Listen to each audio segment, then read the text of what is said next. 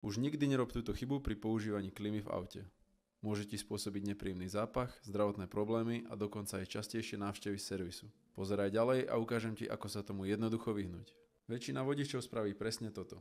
Naštartujú auto, zapnú klímu, používajú ju celú cestu a keď dorazia, vypnú motor a odídu. Znie to normálne však, ale práve toto je často kameň úrazu. Keď sa klíma vypne spolu s motorom, na výparníku klimatizácie zostane skondenzovaná voda. To nám vytvára vlhkosť a teplo a presne tie sú ideálnym prostredím pre plesne a baktérie. Tie sa potom dostávajú do vzduchu, ktorý dýchaš a spôsobujú zápach aj zdravotné problémy. Ako sa tomu ale vyhnúť?